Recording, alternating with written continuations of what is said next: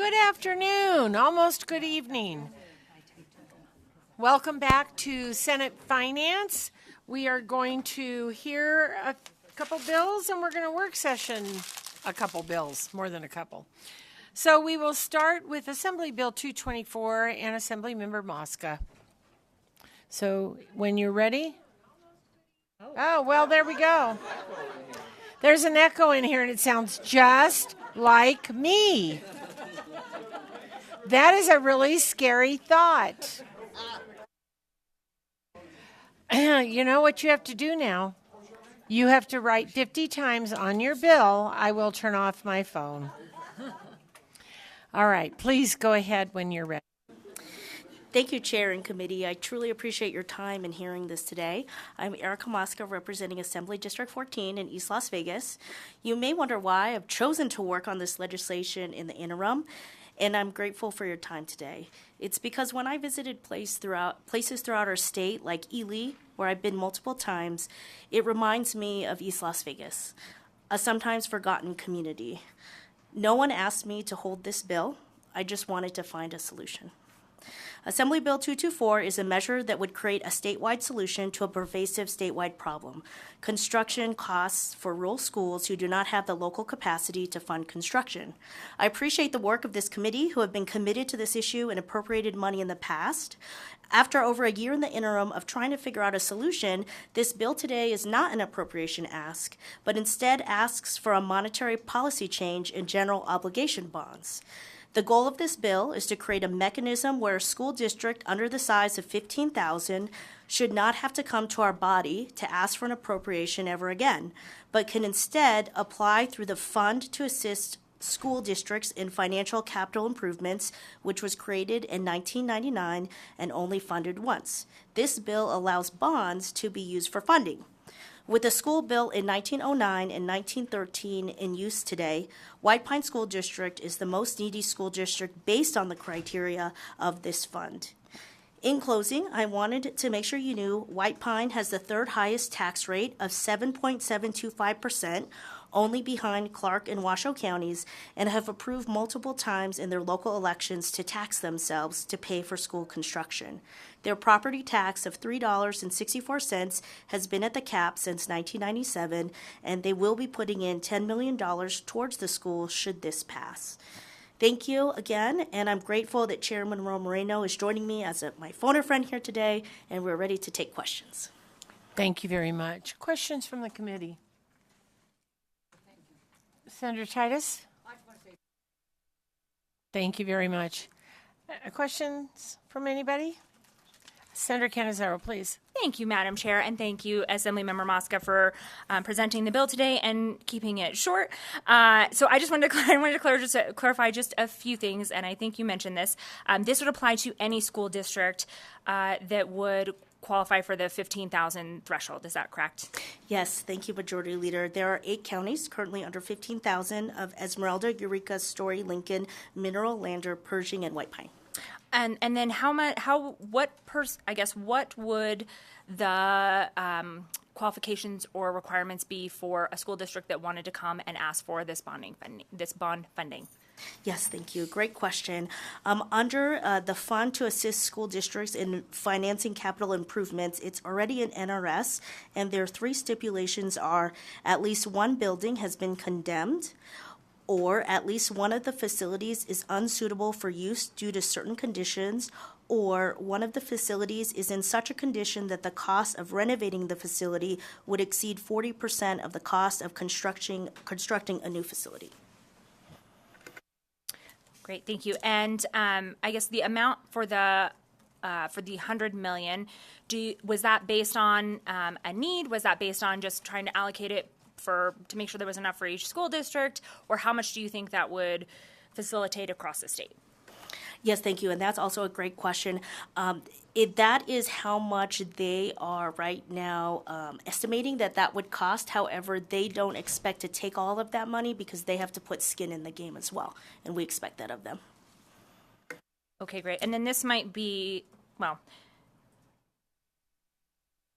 I think I'm okay on questions. Thank you, Assemblymember Mosca. Appreciate it. Thank you very much, and I'll go to Senator Wynn.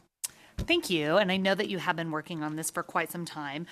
You had indicated that there were 8 counties that indicated that they were, or that would qualify for potentially these funds. In those 8 counties, how many of them potentially, I guess it would be school districts within those 8 counties would qualify and have projects that meet those 3 criteria that are currently in the NRS? Erica Monster for the record. Yes, and then what from our understanding, White Pine is the one that is the most needy based on those criteria out of the 8. Are there any other districts that have the need as well? I realize that is the most dire of those 8, it sounds like, but are there any other counties that would be able to apply for these as well? I think that's a good question. I think in the past other counties have, but there wasn't funding. I think there may be, but just the way that, at least I understand it, is that with the criteria, even if there are others, that they would be at the top because of the current need. But there may be others. And I'm sorry, I haven't pulled up I'm pulling it up right now, but who determines within the current NRS, let's say you had like 3 counties that applied with their projects, who makes that determination and ranks the different needs? And is it, let's say one county comes in, White County is like, we need all 100,000. Does all 100,000 go to them? And let's say there's another county that comes in and says, we only need 25,000. How is that allocated currently in statute, and who does that determination? Erica Monster for the record. Do you mind, Vice Chair, if we ask legal? I'm not sure on that. Mr. Thorley, go ahead, please.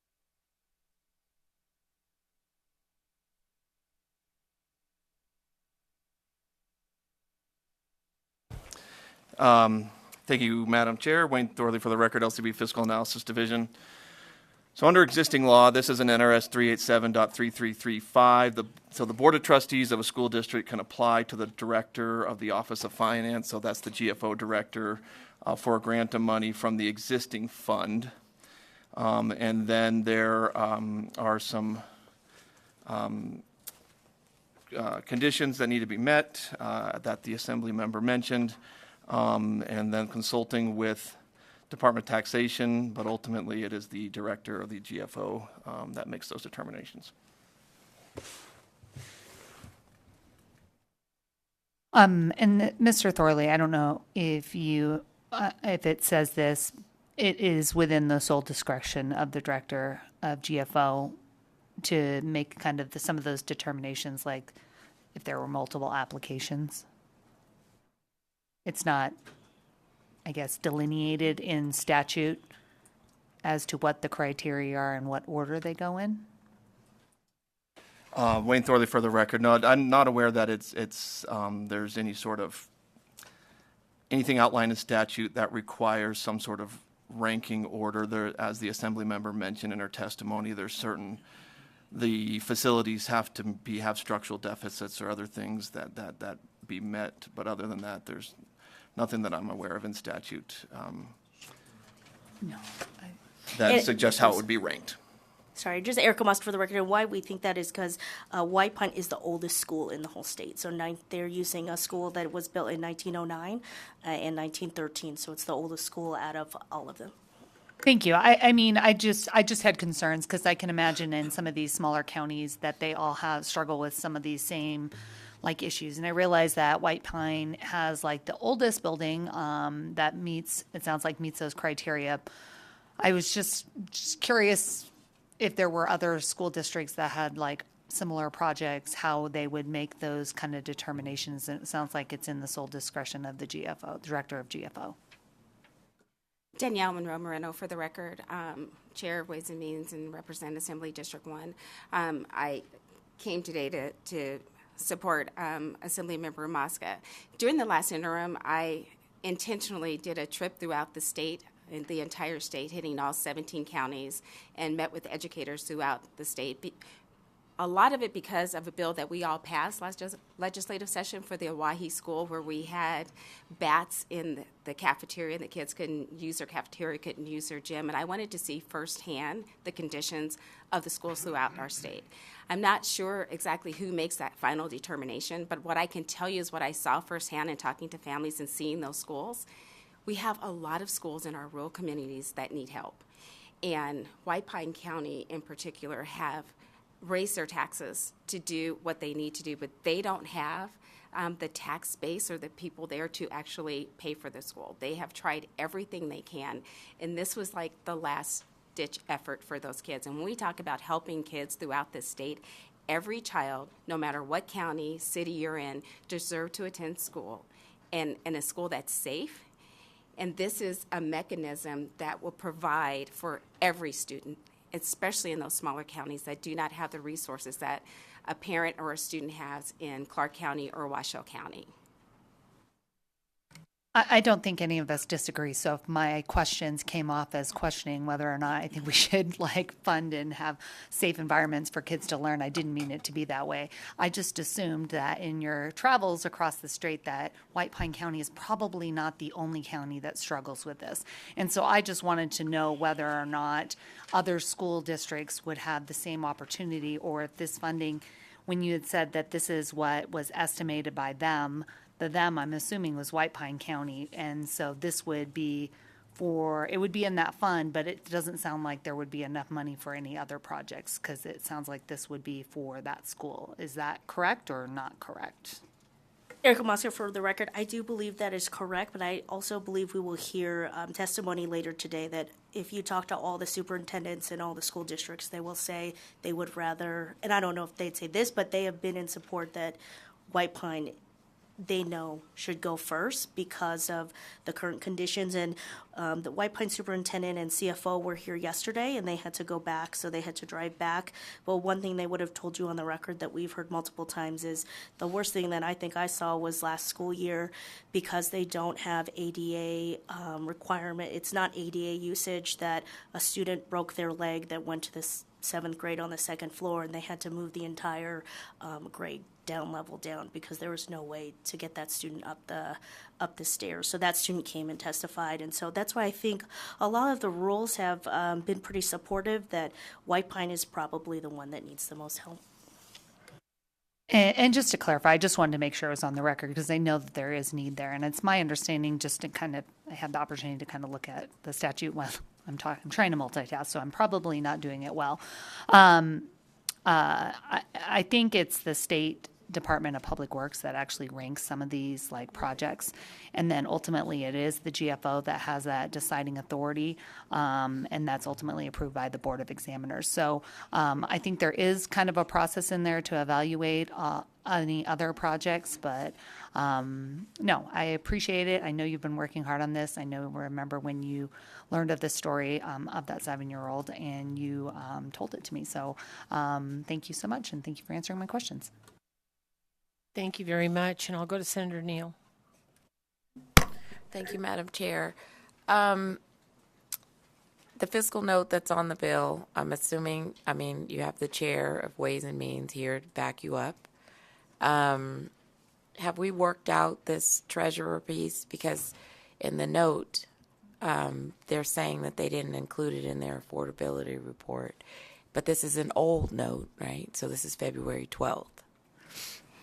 Danielle Monroe Moreno, for the record, and yes, I have been in communications with the staff at the Treasurer's Office and have been assured that they can fit this into their bonding affordability.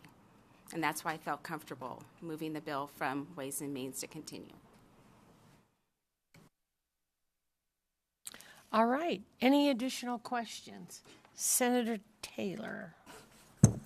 Thank you, Madam Chair, and welcome, Assembly colleagues. Well, welcome again. Just a quick question, and I remember last session the team from White Pine was here really making their case for this. So thank you for being responsive and giving them a way to have an answer. Just a couple of questions. I know the school was built forever ago. Is it is in the ideal? Is it about one school? I know there's one building and then there's an elementary school. Would this address both?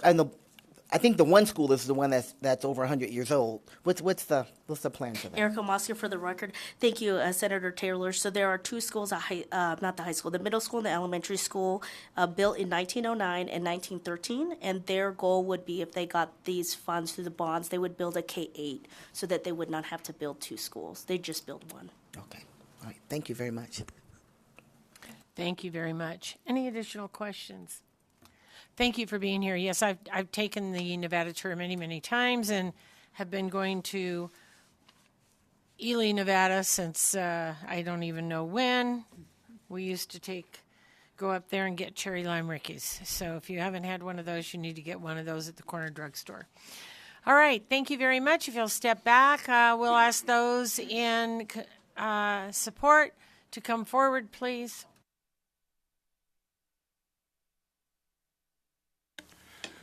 Good afternoon, Madam Chair, members of the committee. My name is Tom Clark. I'm here on behalf of the Nevada Association of School Boards, and I was going to jump up and try to answer one of those questions, but I already interrupted your meeting once. I didn't want to do that again. I'll wait for the It's bill coming. with I will turn off my phone 50 times. Thank you, Mr. Hillary. Tom Clark on behalf of the Nevada Association of School Boards. In answer to the question as far as the number of schools, it's interesting because we had come to the chair of Ways and Means in the interim and said, from the association's perspective, we would like to pursue a route to get additional funding for rural schools. This was our number one priority from the association's perspective. We had a long list of criteria that those districts would have to meet before they could qualify for a fund that we were going to set up. What it turns out is to be able to qualify for the bonds is just as much transparency, just as much strategic planning, just as much demonstrating the need for these schools and the ability to repay those bonds.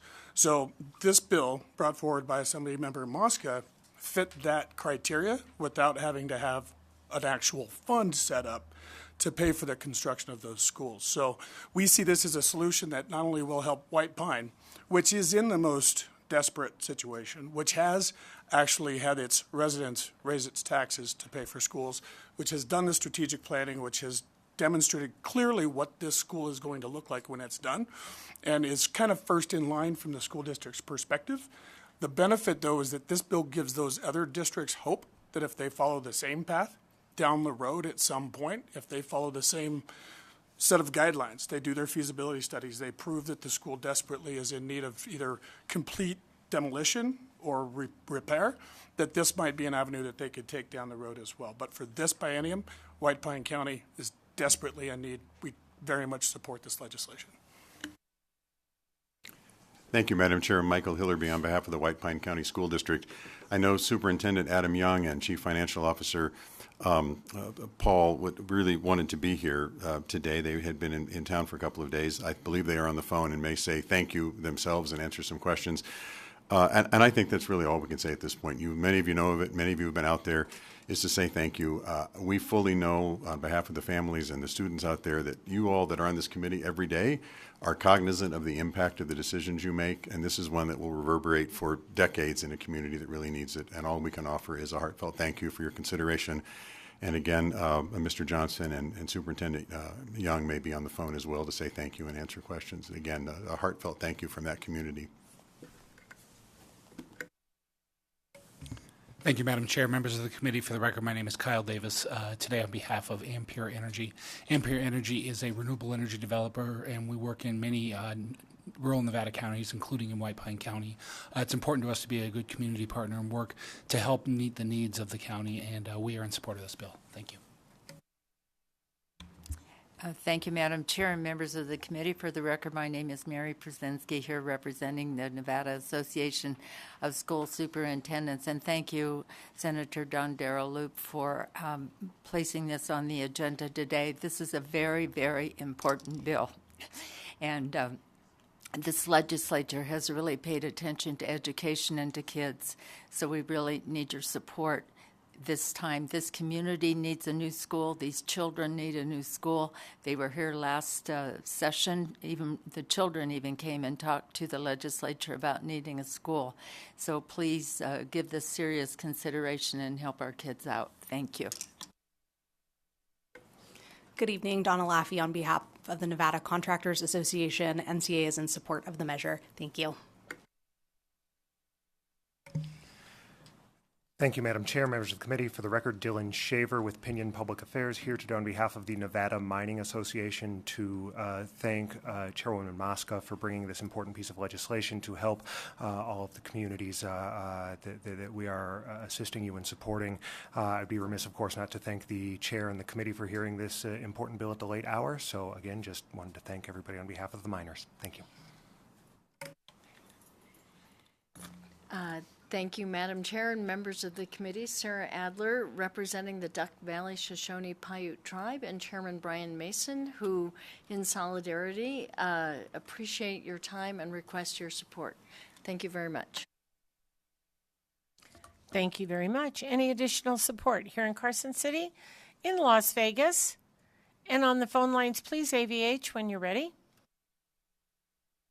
Thank you, Chair. If you would like to testify in support of AB 224, please press star 9 to take your place in the queue.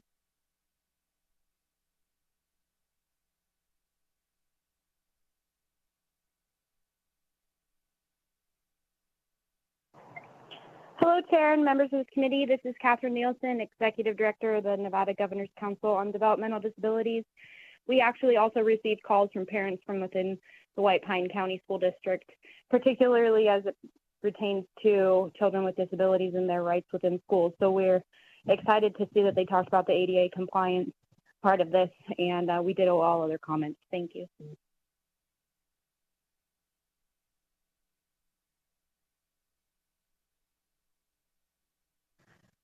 Next caller, please. Honorable Chair, members of the committee, my name is Amanda Morgan, Executive Director of Educate Nevada Now, that's MORGAN. I'll keep it very short. I know it's this time of session. I just want to sincerely thank Chair Dondero Loop for considering this bill and for the rest of the committee for considering this. It's such a desperate need, and I just want to incorporate by reference my testimony that I provided previously, and we just strongly urge your support. Thank you so much. Thank you very much. Next caller, please.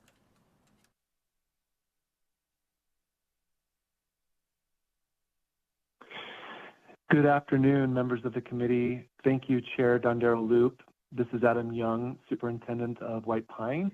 I want to thank Chair Dondero Loop as well as the entire committee for hearing this bill today and just express our appreciation on behalf of the entire community. We can't do this without your support. The reasons have already been explained for that. And we really believe in world-class learning here in White Pine. Those of you who have been out to see our community understand that. And the bare minimum that goes with that is ADA compliance and fire suppression and some of these things that have been talked about today. So we urge you to move this bill back to the Senate floor and help us with this. And we appreciate your support. Thank you. Thank you very much. Next caller, please.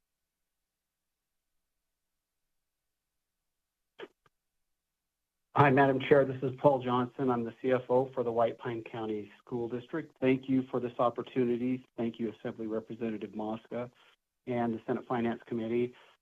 You've already heard about the age of the facilities. We have objective engineering reports that have a whole list of deficiencies that we just simply can't remedy. And the bottom line is it's a mathematical impossibility for us to raise the funds on our own. I wish we could, but we simply need help, and that's what this bill would do. We are in support of that and just sincerely appreciate all that you do and the long hours that you all have put in on behalf of Nevada. Thank you. Thank you very much. Next caller, please.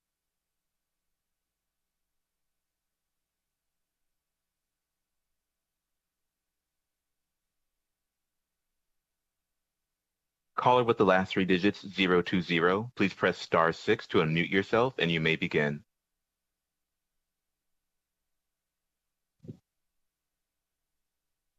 Good evening, Chair Dondero Loop and members of the committee. Thank you to Assemblymember Mosca for championing this bill for our district. My name is Terry Borgoff, and I serve as a trustee for White Pine County School District. I'm also a proud parent of 3 children who've attended our schools, including the 2 we are here to discuss with regard to White Pine County schools. This bill would help not only our district, but 7 other rural districts as well. This isn't about replacing old buildings. It's about long-term savings through energy efficiency, lower maintenance, and fewer operational costs. It's about reducing liability risks from safety and compliance issues. And most of all, it's about giving our students and educators a space that truly supports learning. Our kids deserve a facility built for their future. Thank you for your time. Thank you very much. Next caller, please. Jerry, sit, don't move. Good evening, Madam Chair. So sorry about that. This is Dora Martinez with the Nevada Disability Peer Action Coalition, and we wholeheartedly ditto everyone's testimony. And thank you to the beautiful Assemblymember Masai and Dondero Loop and all the members of the committee and DMM. I forgot. Sorry, I forgot. Marilyn, I just want to say thank you. Have a good night. Thank you. Good to hear from you, Dora. If you have recently joined us or have yet to speak and would like to testify in support of AB 224, please press star 9 to take your place in the queue.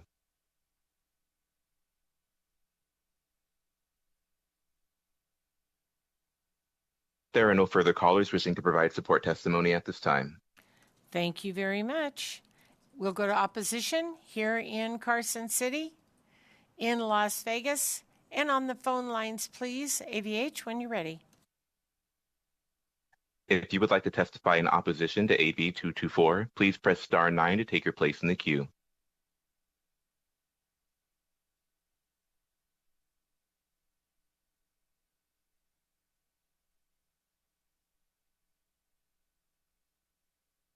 Good evening, Madam Chair, members of the committee. This is Anna Binder, Binder.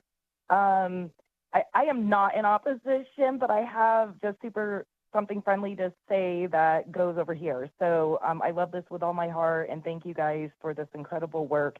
However, the next county that is closest in population is Winnemucca. And if you guys would consider raising it to 20,000, they could be in line from the beginning. Because I don't know if we would have to expand it in the future, but they have a real need in their schools out there, as the Sun documented in that series that I think Hillary Davis did. So thank you.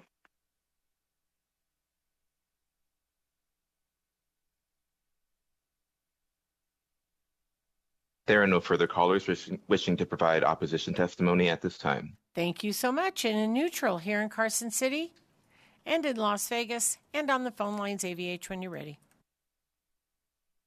If you would like to testify in the neutral position to AB 224, please press star 9 to take your place in the queue.